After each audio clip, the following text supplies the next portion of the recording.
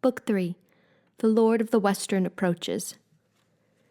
The sun rose on the flawless brimming sea into a sky all brazen, all one brightening for gods immortal and for mortal men, on ploughlands kind with grain. And facing sunrise, the voyagers now lay off Pylos town, compact stronghold of Neleus. On the shore, black bulls were being offered by the people to the blue-maned god who makes the islands tremble. 9 congregations, each 500 strong, led out 9 bulls apiece to sacrifice, taking the tripes to eat, while on their altars thigh bones and fat lay burning for the god. Here they put in, furled sail, and beached the ship, but Telemachus hung back in disembarking, so that Athena turned and said, "Not the least shyness now, Telemachus. You came across the open sea for this, to find out where the great earth hides your father, and what the doom was that he came upon. Go to old Nestor, master charioteer, so we may broach the storehouse of his mind. Ask him with courtesy, and in his wisdom he will tell you history and no lies." But clear-headed Telemachus replied, "Mentor, how can I do it? How approach him? I have no practice in elaborate speeches, and for a young man to interrogate an old man seems disrespectful." But the gray-eyed goddess said, "Reason and heart will give you words, Telemachus, and a spirit will counsel others. I should say the gods were never indifferent to your life." She went on quickly, and he followed her, to where the men of Pylos had their altars. Nestor appeared enthroned among his sons, while friends around them skewered the red beef or held it scorching. When they saw the strangers, a hail went up, and all that crowd came forward, calling out invitations to the feast. Pisistratos, in the lead, the young prince, caught up their hands in his and gave them places on curly lambskins flat on the sea sand near Thrasymedes, his brother, and his father. He passed them bits of the food of sacrifice. And pouring wine in a golden cup, he said to Pallas Athena, daughter of Zeus, "Friend, I must ask you to invoke Poseidon. You find us at this feast, kept in his honor. Make the appointed offering then and pray, and give the honeyed wine cup to your friend so he may do the same. He, too, must pray to the gods on whom all men depend. But he is just my age. You are the senior, so here, I give the goblet first to you." And he put the cup of sweet wine in her hand. Athena liked his manners, and the equity that gave her precedence with the cup of gold, so she besought Poseidon at some length. "Earth-shaker, listen and be well disposed. Grant your petitioners everything they ask. Above all, honor to Nestor and his sons. Second, to every man of Pylos town, a fair gift in exchange for this hecatomb. Third, may Telemachus and I perform the errand on which last night we put to sea." This was the prayer of Athena, granted in every particular by herself. She passed the beautiful wine cup to Telemachus, who tipped the wine and prayed as she had done. Meanwhile, the spits were taken off the fire, portions of crisp meat for all. They feasted, and when they had eaten and drunk their fill, at last they heard from Nestor, prince of charioteers. "Now is the time," he said, "for a few questions, now that our young guests have enjoyed their dinner. Who are you, strangers? Where are you sailing from, and where to, down the highways of sea water? Have you some business here, or are you now reckless wanderers of the sea, like those corsairs who risk their lives to prey on other men?" Clear-headed Telemachus responded cheerfully, for Athena gave him heart. By her design, his quest for news about his father's wandering would bring him fame in the world's eyes. So he said, "Nestor, pride of Achaeans, Neleus' son, you ask where we are from, and I can tell you. Our home port is under Mount Nion, Ithaca. We are not here on Ithacan business, though, but on my own. I want news of my father, Odysseus, known for his great heart, and I will comb the wide world for it. People say he fought along with you when Troy was taken. As to the other men who fought that war, we know where each one died and how he died, but Zeus allotted my father death in mystery. No one can say for sure where he was killed, whether some hostile landsman or the sea, the storm waves on the deep sea, got the best of him. And this is why I come to you for help. Tell me of his death, sir, if perhaps you witnessed it, or have heard some wanderer tell the tale. The man was born for trouble. Spare me no part of it for kindness' sake, but put this scene before me as you saw it. If ever Odysseus, my noble father, served you by promise kept or work accomplished in the land of Troy, where you Achaeans suffered, recall those things for me the way they were." Then Nestor, prince of charioteers, made answer, "Dear friend, you take me back to all the trouble we went through in that country, we Achaeans. Rough days aboard ship on the cloudy sea, cruising away for pillage after Achilles. Rough days of battle around Priam's town. Our losses, then, so many good men gone. Ares' great Aias lies there. Achilles lies there. Patroclus, too, the wondrous counselor. And my own strong and princely son, Antilochus, fastest man of them all, and a born fighter. Other miseries and many we endured there. Could any mortal man tell the whole story? Not if you stayed 5 years or 6 to hear how hard it was for the flower of the Achaeans. You'd go home weary and the tale untold. Think, we were there 9 years, and we tried everything, all stratagems against them, up to the bitter end that Zeus begrudged us. And as to the stratagems, no man would claim Odysseus' gift for those. He had no rivals, your father, at the tricks of war. Your father? Well, I must say I marvel at the sight of you. Your manner of speech couldn't be more like his. One would say, no boy could speak so well. In all that time at Ilion, he and I were never at odds in council or assembly, saw things the same way, had one mind between us in all the good advice we gave the Argives. But when we plundered Priam's town and tower and took to the ships, God scattered the Achaeans. He had a mind to make homecoming hard for them, seeing they would not think straight nor behave, or some would not. So evil days came on them, and she who had been angered, Zeus's dangerous gray-eyed daughter, did it, starting a fight between the sons of Atreus. First they were fools enough to call assembly at sundown, unheard of hour. The Achaean soldiers turned out, soaked with wine, to hear talk about it from their commanders. Menelaus harangued them to get organized. Time to ride home on the sea's broad back, he said. But Agamemnon wouldn't hear of it. He wanted to hold the troops, make sacrifice, a hecatomb, something to pacify Athena's rage. Folly again to think that he could move her. Will you change the will of the everlasting gods in a night or a day's time? The 2 men stood there hammering at each other until the army got to its feet with a roar, and no decision, wanting it both ways. That night no one slept well, everyone cursing someone else. Here was the bane from Zeus. At dawn we dragged our ships to the lordly water, stowed aboard all our plunder, and the slave women in their low hip girdles. But half the army elected to stay behind with Agamemnon as their corps commander. The other half embarked and pulled away.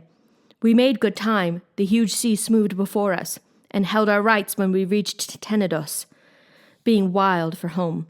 But Zeus, not willing yet, now cruelly set us at odds a second time, and one lot turned, put back in the rolling ships, under command of the subtle captain Odysseus.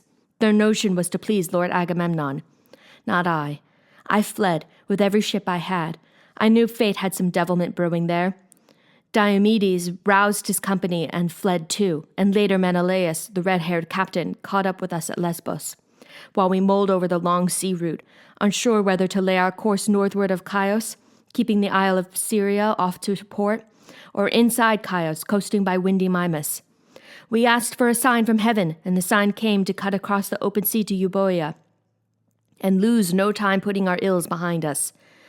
The wind freshened astern, and the ships ran before the wind on paths of the deep-sea fish, making Gerastos before dawn. We thanked Poseidon with many a charred thigh bone for that crossing.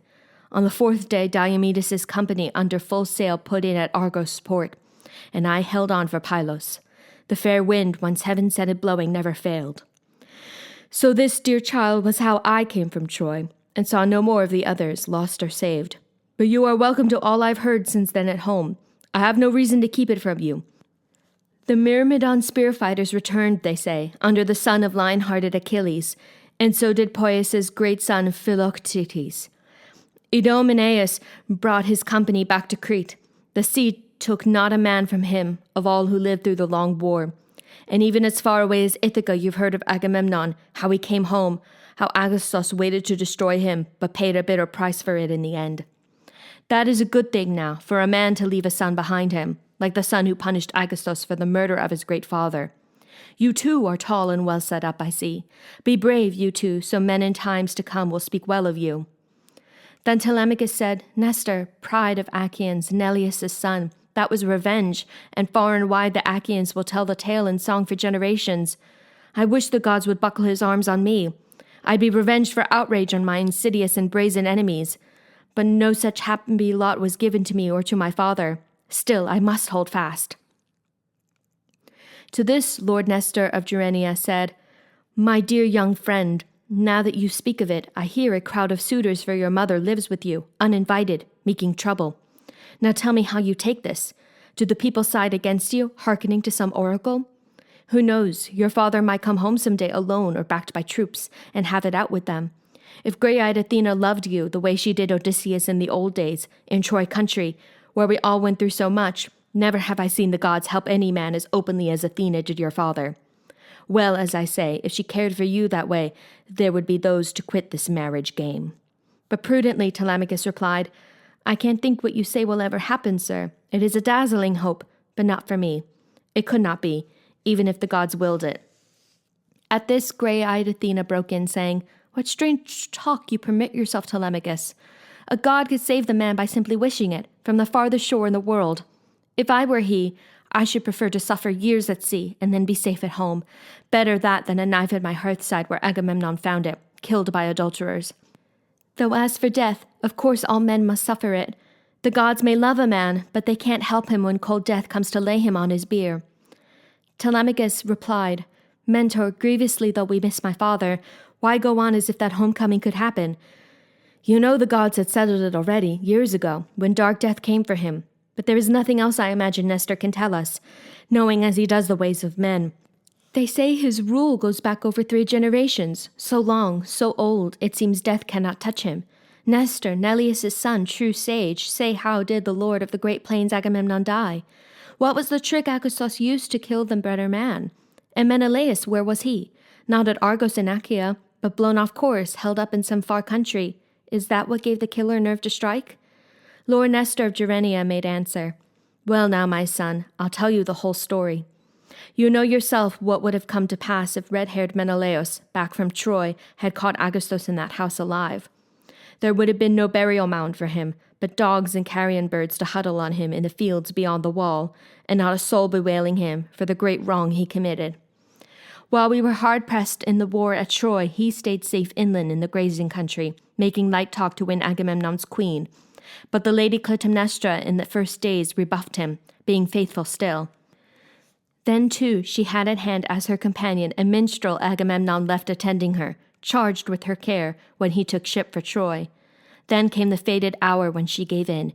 Her lover tricked the poet and marooned him on a bare island for the seabirds' pickings, and took her home, as he and she desired. Many thigh bones he burned on the gods' altars, and many a woven and golden ornament hung to bedeck them, in his satisfaction. He had not thought life held such glory for him. Now Menelaus and I sailed home together on friendly terms from Troy. But when we came off Sunian Point in Attica, the ships still running free, Onedar's son, Phrontis, the steersman of Menelaus' ship, fell over with a death grip on the tiller. Some unseen arrow from Apollo hit him. No man handled a ship better than he did in a high wind and sea, so Menelaus put down his longing to get on, and landed to give this man full honor and funeral. His own luck turned then. Out on the wine-dark sea, in the murmuring hulls again, he made Cape Malea. But Zeus, who views the wide world, sent a gloom over the ocean, and a howling gale came on with seas increasing, mountainous, parting the ships and driving half toward Crete, where the Cadonians live by Iardanus' river. Off Gorton's coastline in the misty sea there a reef, a razorback, cuts through the water, and every westerly piles up a pounding surf along the left side, going toward Phaistos. Big seas buffeted back by the narrow stone. They were blown here and fought in vain for sea room. The ships kept going into their destruction, slammed on the reef. The crews were saved, but now those 5 that weathered it got off to southward, taking by wind and current on to Egypt, and there Menelaus stayed. He made a fortune in sea traffic among those distant races, but while he did so, the foul crime was planned and carried out in Argos by Agastos, who ruled over golden Mycenae 7 years. 7 long years with Agamemnon dead, he held the people down before the vengeance. But in the 8th year, back from exile in Attica, Orestes killed the snake who killed his father. He gave his hateful mother and her soft man a tomb together, and proclaimed the funeral day a festal day for all the Argive people.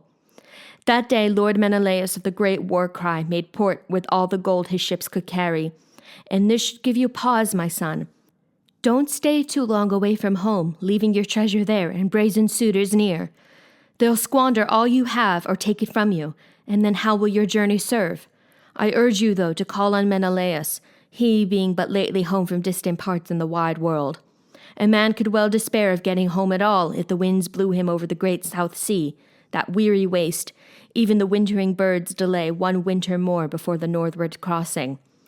Well, take your ship and crew and go by water, or if you'd rather go by land, here are horses, a car, and my own sons for company, as far as the ancient land of Lacedaemon, and Menelaus, the red-haired captain there. Ask him with courtesy, and in his wisdom he will tell you history and no lies. While Nestor talked, the sun went down, the sky and gloom came on the land. And now the gray-eyed goddess Athena said, Sir, this is all most welcome and to the point, but why not slice the bulls' tongues now, and mix libations for Poseidon and the gods? Then we can all retire. High time we did.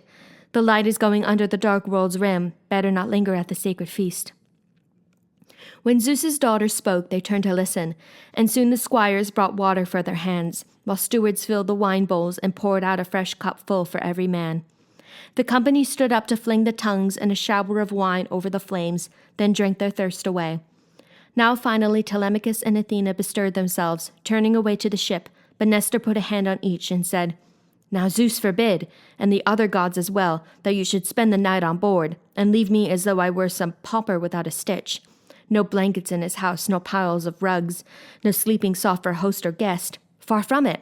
I have all these, blankets and deep-piled rugs, and while I live the only son of Odysseus will never make his bed on a ship's deck. No, not while sons of mine are left at home to welcome any guest who comes to us. The gray-eyed goddess Athena answered him, You are very kind, sir, and Telemachus should do as you ask. That is the best thing. He will go with you, and will spend the night under your roof. But I must join our ship and talk to the crew to keep their spirits up, since I'm the only senior in the company. The rest are boys who shipped for friendship's sake. No older than Telemachus, any of them. Let me sleep out, then, by the Black Hull's side, this night at least. At daybreak I'll be off to see the Cauconians about a debt they owe me, an old one and no trifle. As for your guest, send him off in a car with one of your sons, and give him thoroughbreds, a racing team. Even as she spoke, Athena left them, seeming a sea-hawk and a clap of wings, and all the Achaeans of Pylos town looked up astounded. Awed then by what his eyes had seen, the old man took Telemachus' hand and said warmly, My dear child, I can have no fears for you, no doubt about your conduct or your heart, if at your age the gods are your companions.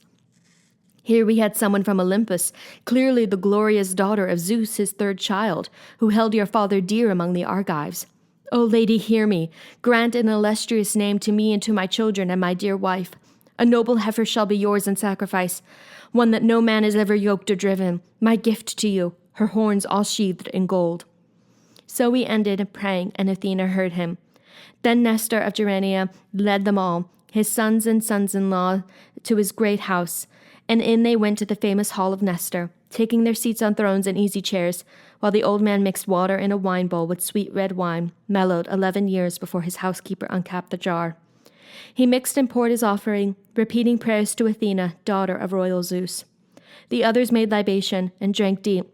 Then all the company went to their quarters, and Nestor of Gerenia showed Telemachus under the echoing eastern entrance hall to a fine bed near the bed of Pisistratus, captain of spearmen, his unmarried son. Then he lay down in his own inner chamber, where his dear faithful wife had smoothed his bed. When dawn spread out her fingertips of rose, Lord Nestor of Gerenia, charioteer, left his room for a throne of polished stone, white and gleaming as though with oil, that stood before the main gate of the palace. Neleus here had sat before him, masterful in kingship.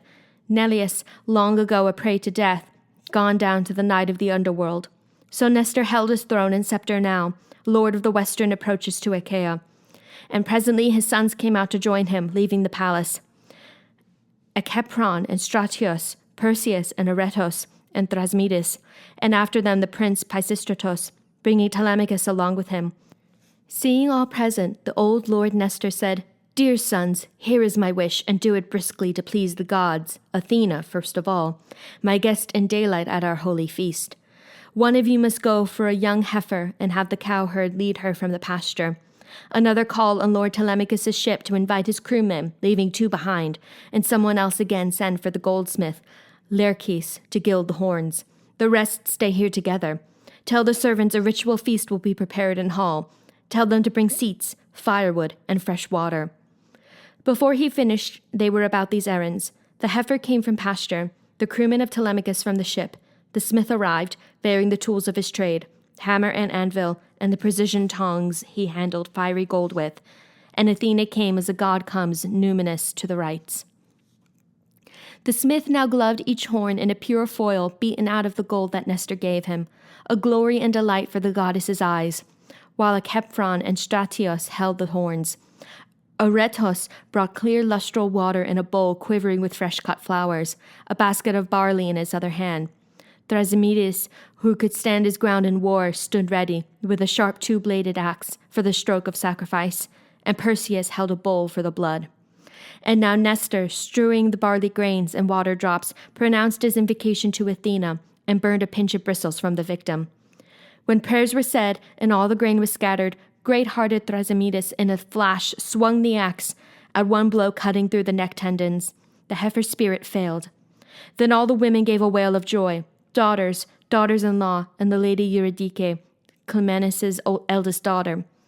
But the men still held the heifer, shored her up from the wide earth where the living go their ways, until Pisistratos cut her throat across. The black blood ran, and life ebbed from her marrow. The carcass now sank down, and they disjointed shoulder and thigh bone, wrapping them in fat, 2 layers, folded with raw strips of flesh.